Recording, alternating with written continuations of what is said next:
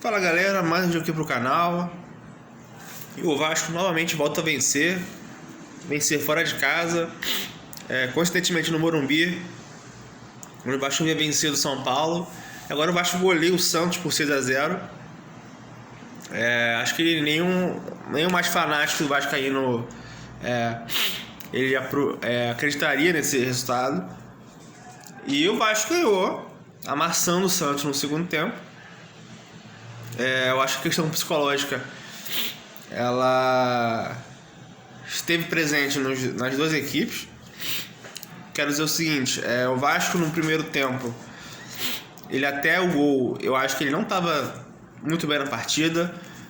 Eu acho que o Vasco estava dando espaço ao time do Santos, principalmente pelas laterais. E o Santos tinha um certo controle, né? Conseguia rondar mais a área do Vasco. E a partir do momento que o Vasco consegue o gol, né, naquela jogada que trabalha a bola e o Piton faz o gol, aí muda um pouco o psicológico. É o que eu tô falando. O Vasco hoje, ele transforma a partida a partir do momento que ele faz o gol.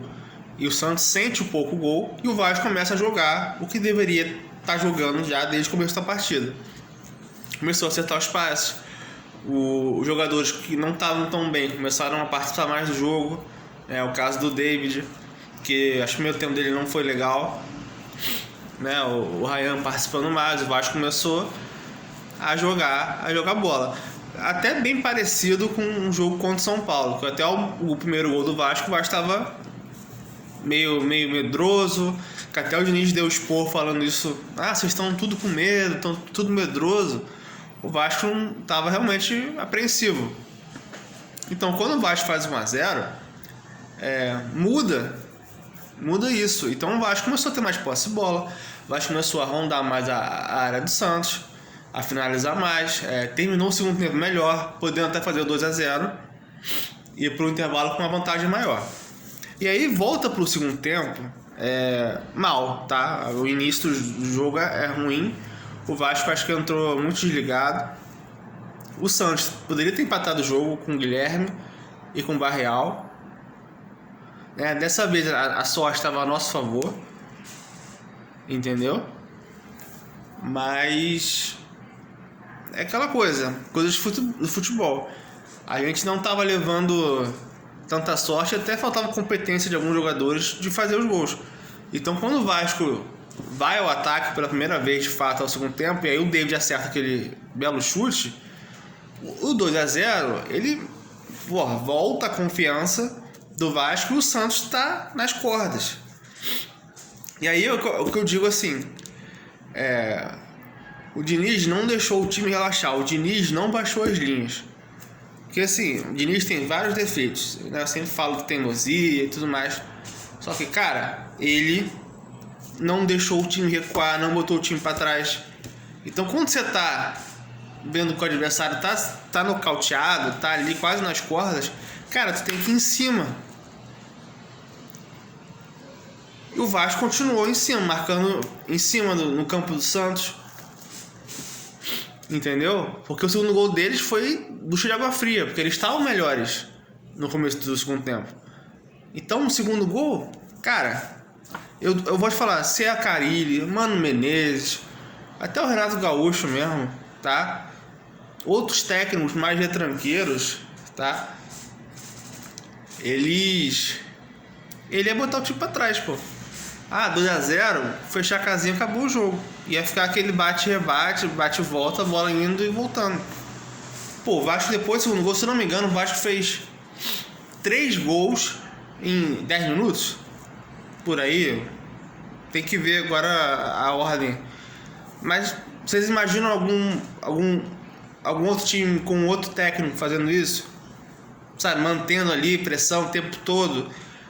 O time não mudou a maneira de jogar. O time levou a sério o jogo inteiro. O time não ficou de gracinha, não ficou cozinhando o jogo. O time conseguiu. O time do Vasco virou o primeiro tempo com 1-0 e terminou o jogo com 6-0. O Vasco fez 5 gols no segundo tempo. Poderia ter sido até 7. Então assim, o Vasco jogou bola e o Vasco levou a sério. Você não vê o jogador Vasco fazendo gracinha, de palhaçada. O Vasco foi vertical. E isso é que a gente tem que ressaltar. Eu confesso que no começo do jogo eu fiquei receoso, porque o Hugo Moura toma um cartão ridículo com 30 segundos. Poderia até, dependendo do juiz, ser expulso e acabar com o jogo. Entendeu? Porque ia voltar aquela novela do jogador a menos e ia acabar com o jogo, como foi o caso do Piton contra o Del Valle. E assim, eu achei que ele poderia ter sido expulso em outros lances, caso ele fizesse uma falta, porque qualquer falta que o Moura fosse fazer, ele ia tomar o segundo amarelo. Então, o meu receio foi dele tomar o segundo cartão. Se tomar um amarelo com 1 minuto, cara, menos de 1 minuto até, entendeu? Então, assim, no intervalo, eu falei, cara, será que ele vai tirar o Moura? Só que ao mesmo tempo eu pensei, cara, vai entrar quem? O João Vitor não tá mais, vai sair. O Maurício Lemos nem relacionado foi, ele vai botar o Lucas Oliveira? Então, assim, a gente correu um risco grande, mas infelizmente é o risco que se correu por conta desse elenco horroroso que formaram. Agora, eu vou te falar, se é o João Vitor que toma um cartão com 1 minuto de jogo, ele não termina o jogo em campo. Ele é expulso por um segundo amarelo. Ele não consegue se controlar. Eu duvido que o João Vitor, se tivesse tomado cartão, se ele ia conseguir não ser expulso. Eu duvido. Enfim, eu acho que quando a gente fala de lado psicológico, né, eu acho que isso influencia, porque a gente inverte as coisas assim. O segundo tempo que estava se caminhando para o Santos começar a pressionar, cara, o segundo gol do Vasco acabou com isso. E assim, o jogador do Santos, teve o zagueiro que estava amarelado, ele ficou muito mais nervoso, muito mais inseguro, entendeu? E aí quando sai o terceiro gol, né, se eu não me engano, foi do Coutinho, né? Cara, aí acabou de vez o Santos. O Santos destroçado, entregue e tomou mais 3 gols. Repito, não tomou o 7º porque a bola foi no travessão. E também porque o Vasco começou a tirar os jogadores de frente. Começou a rodar o time. Porque poderia ser mais, tá? Poderia ser 7 ou 8. Então assim, tu faz o 3-0 e você continua atacando. Você continua... E assim, a gente tá falando de um jogo fora de casa. Então assim, o Vasco fez os gols hoje que não estavam fazendo nos outros jogos. E é claro que vai haver a discussão do Verratti jogar ou não como titular. Eu acho muito difícil que o Diniz vá barrar o Verratti quarta-feira. Eu acho que ele vai voltar com o Verratti. Mas eu confesso que eu queria ver esse mesmo time, né, os 4 da frente, iniciando a partida. Eu queria ver o teste. Pra ver se é... Não tô achando que o Vasco vai golear o Juventude, não. O Vasco pode ganhar, pode perder, pode empatar. Não vai ser sempre assim. Mas eu queria ver esse time começando o jogo. Eu queria ver como é que ia ser. Porque o Vasco fez 6 gols hoje sem o Verratti. Não teve ninguém do Santos expulso. Foi 11 contra 11 o tempo inteiro.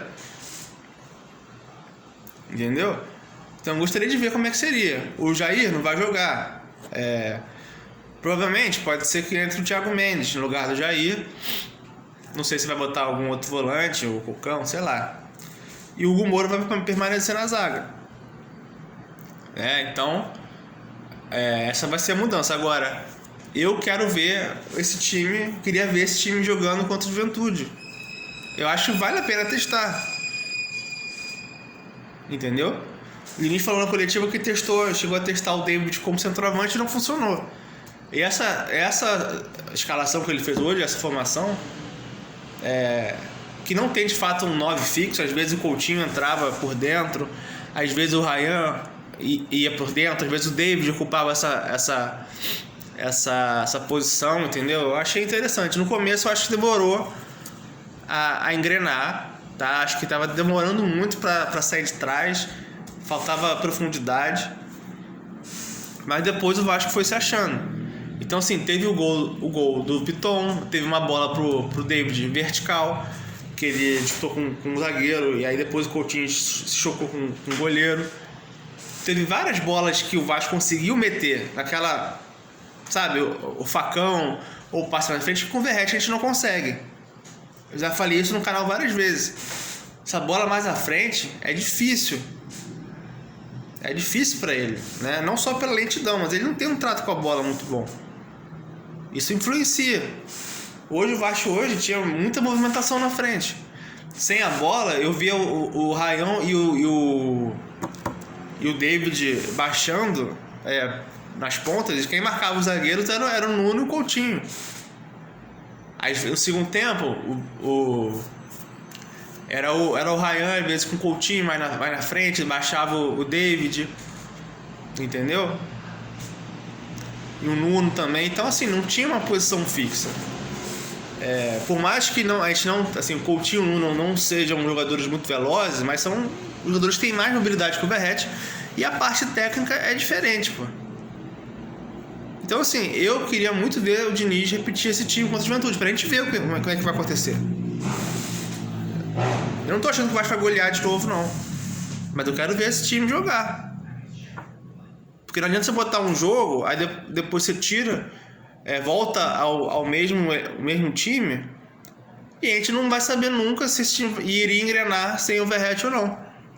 Eu acho que vale a pena tentar, tá? É minha opinião. Eu acho que o Verratti ainda mais jogando fora de casa, tá? Porque o Vasco em transição, eu acho que o Vasco tem um contra-ataque bom. Hoje o Vasco, em vários momentos, conseguiu sair em velocidade. Eu acho que o Verratti, para um jogo com o Santos no ar, propor o jogo, né? Ficar mais em cima, acho que é até válido. Mas fora de casa, sabe? Então, assim, é uma opção. Repito, eu acho que ele não vai fazer. Eu acho que ele vai voltar com o Verratti pro time. Entendeu? E é importante o jogo de quarta-feira. O Vasco hoje sai da zona, porque houve um empate entre Vitória e Juventude. Melhora o seu saldo de gols, que era negativo, agora está com 1 positivo, isso também é bom. E chega a 5ª vitória no campeonato. É primordial o Vasco pontuar nesses 2 jogos adiados que o Vasco vai fazer. Então eu acho que tem que comemorar, goleou, maneiro, mas a partir de amanhã já pensa no Juventude, porque não vai ser esse mesmo jogo, tá? Não vai achando que vai ser moleza, porque não é de praxe o Vasco fazer jogos goleando assim, né?